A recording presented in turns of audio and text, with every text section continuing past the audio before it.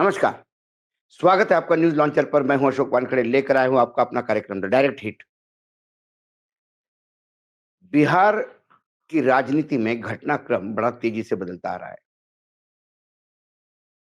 Congress party, जिसको लग रहा था कि जो आरजेडी के भरोसे वहां है, उसने भी पूरी ताकत झोंक के बिहार के चुनाव को इंटरेस्टिंग बना दिया। प्रशांत किशोर 1 साल से मेहनत कर रहे हैं। आरजेडी अपने पत्ते बिछाए हुए हैं। जनता दल यूनाइटेड नीतीश कुमार के भरोसे है। नीतीश कुमार का व्यवहार, उनकी तबियत को लेकर वो चिंतित है और इन सब का फायदा भाजपा लेना चाहती है, क्योंकि इस बार भाजपा करो या मरो की स्थिति में आ गई है। क्योंकि भारतीय जनता पार्टी को लगता है कि इस बार ऐसा खेल हो कि इतने विधायक उनके पास आ जाएं कि वो अपने बलबूते पे सरकार बना ले। इसलिए एक-एक चीज, छोटी-छोटी चीजें भी बीजेपी के लिए बिहार चुनाव के मद्देनजर बहुत महत्वपूर्ण रखती है। ऐसे में एक बिहार के पॉपुलर यूट्यूबर मनीष कश्यप, जो यूट्यूबर होते हुए भी भाजपा के सक्रिय सदस्य थे, उन्होंने घोषणा कर दी कि वो बीजेपी से इस्तीफा दिया। यदि वो बीजेपी से इस्तीफा देते हैं, तो फिर वो बीजेपी के खिलाफ आक्रामकता देखेंगे। वो अकेले नहीं, ऐसे 11 यूट्यूबर्स हैं, जो आने वाले चुनाव में लगता है कि ये सरकार के खिलाफ खुल के फ्रंट खोलेंगे। मामला ये है कि बिहार के सारण जिला प्रशासन ने 11 यूट्यूबर्स के खिलाफ एफआईआर दर्ज की। उसमें मनीष कश्यप का भी चांदन है। सभी लोगों पर एक पक्षीय खबर दिखाने का आरोप है। प्रशासन के मुताबिक इन सभी 11 चैनलों ने झूठ परोसा, यानी झूठी खबर चलाई, जिससे लोक शांति और कानून व्यवस्था को गंभीर चुनौती उत्पन्न हुई। इस मामले में 11 सोशल मीडिया प्रोफाइल, पेज और कुछ अज्ञात चैनलों पर साइबर थाना कांड संख्या 85/25 दिनांक 25/3/25, धारा 353 1 बी, धारा 352 2 बीएनएस और 67 आईटी एक्ट दर्ज किए जाने की खबर है। मनीष हमेशा सुर्खियों में रहे हैं। उनके हिसाब से उन्होंने गलत कुछ नहीं किया। उन्हें दावा किया कि छपरा के दिवाघर थाना क्षेत्र में महिला की पिटाई की खबर चलाने के बाद ही उनके खिलाफ एफआईआर दर्ज हुआ। उन्हें कहा कि मैं सबसे पहले इस्तीफा दूंगा बीजेपी से, जो दिया शुक्रवार को, और फिर उन्होंने कहा कि मैं गिरफ्तारी दूंगा, मैं खुद को गिरफ्तार करवाऊंगा। यदि सोशल मीडिया, जो लड़ाई का एक मुख्य शस्त्र रहा है भाजपा का, वह मनीष कश्यप जैसे एक्टिव लोग बीजेपी का दामन छोड़ बीजेपी के खिलाफ उतरते हैं, क्योंकि ये एफआईआर वाला मामला है। ये सिर्फ इस्तीफा देकर किसी को ज्वाइन करने की बात नहीं।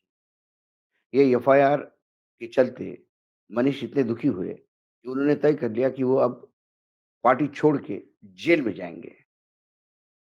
आजादी की अभिव्यक्ति पे ये हमला बोलते हैं। अब ये नहीं समझ में आ रहा है कि इसके पीछे जनता दल यूनाइटेड का कोई रणनीति है, या फिर अधिकारियों ने अपने बलबूते पे ही ये काम किए हैं।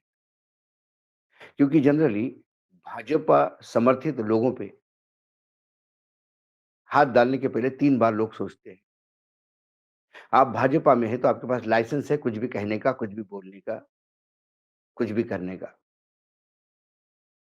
महाराष्ट्र में हमने देखा कि भाजपा के नेता किसी के बारे में कुछ भी कह सकते हैं या नरेंद्र मोदी को या उनके बारे में गलत प्रोनाउंसिएशन करने पर भी एफआईआर दर्ज होती है, पुलिस आती है और अरेस्ट करती है। पवन खेड़ा जी का मामला सबके सामने है, जिन्हें प्लेन से उतार कर अरेस्ट किया गया था और बाद में तुरंत उनको ज़मानत भी हो गई थी। कोर्ट ने ज़मानत दी थी। आसाम की पुलिस एक गलत ट्वीट पर वहाँ जाकर गुजरात जाकर 1000 किलोमीटर दूर एक विधायक को उठाती है। लेकिन गीता का श्लोक गलत परिभाषित कर 3 दिन तक वो ट्वीट पड़ा रहता है। लोगों ने ऑब्जेक्शन उठाने के बाद, अरे वो गलती हो गई करके मुख्यमंत्री उसको विथड्रॉ कर लेते हैं, उन पे कोई एक्शन नहीं होता। छत्रपति शिवाजी महाराज को गंदी-गंदी गालियाँ देने वाले महाराष्ट्र के पत्रकार केस ओपन होने के तुरंत बाद उन्हें पुलिस प्रोटेक्शन मिलता है और करीब-करीब 1 महीना तक वो फरार रहता है, क्योंकि वो भाजपा समर्थित था या उसकी दोस्ती थी भाजपा में। लेकिन कुणाल कालरा इसने पैरोडी गाई, तो उसके खिलाफ एफआईआर, उसने जिस स्टूडियो में रिकॉर्ड किया वहाँ तोड़-फोड़। तो ये जब पूरे देश में चल रहा है, तो मनीष कश्यप के खिलाफ एफआईआर ये कोई और राजनीति तो नहीं, क्योंकि कई जगह ऐसा लगता है कि बीजेपी जनता दल यूनाइटेड को निपटा रही है और जनता दल यूनाइटेड बीजेपी को कहीं न कहीं खच्चीकरण करने का प्रयास कर रहा है। पिछले चुनाव में जब जेडीयू और बीजेपी साथ में लड़े, तब पासवान का पत्ता चलाकर जेडीयू को बहुत नुकसान पहुँचाया बीजेपी ने और जो बीजेपी छोटे भाई के रोल में थी, वो बड़े भाई के रोल में आ गई। मुख्यमंत्री भले ही नीतीश कुमार हो, लेकिन वो बीजेपी की मर्ज़ी पे है। बीजेपी का आंकड़ा नीतीश कुमार से बहुत ज़्यादा है विधानसभा में। इस बार भी क्या ऐसा ही कुछ होगा? पिछले बार से क्या जनता दल यूनाइटेड ने कुछ सबक ले लिया? पिछले विधानसभा चुनाव में तो आरजेडी ने अपना नंबर बरकरार रखा। नुकसान हुआ तो जनता दल यूनाइटेड का और फ़ायदा मिला तो बीजेपी का। तीर चला पासवान के खंधे से। इस बार चर्चा है कि पीके भी एक ऐसा फैक्टर है, जो आरजेडी को भी नुकसान पहुँचा सकता है, जनता दल यूनाइटेड को भी और इसका फ़ायदा बीजेपी को हो सकता है। ऐसे में मनीष कश्यप के खिलाफ एफआईआर कहीं जनता दल यूनाइटेड के तरफ से तो नहीं हुआ? क्योंकि बीजेपी इतना बड़ा कांड करने तो नहीं जा सकती। बीजेपी सोशल मीडिया और मीडिया में जो उनके लोग हैं, उनको पूर्ण रूप से प्रोटेक्ट करती है। लेकिन फिलहाल मनीष कश्यप के साथ जो हुआ और मनीष कश्यप ने जो इस्तीफ़ा देकर जेल जाने की बात कही, उससे आने वाले समय में बीजेपी हिट ज़रूर होगी, क्योंकि ये मनीष कश्यप ही नहीं है।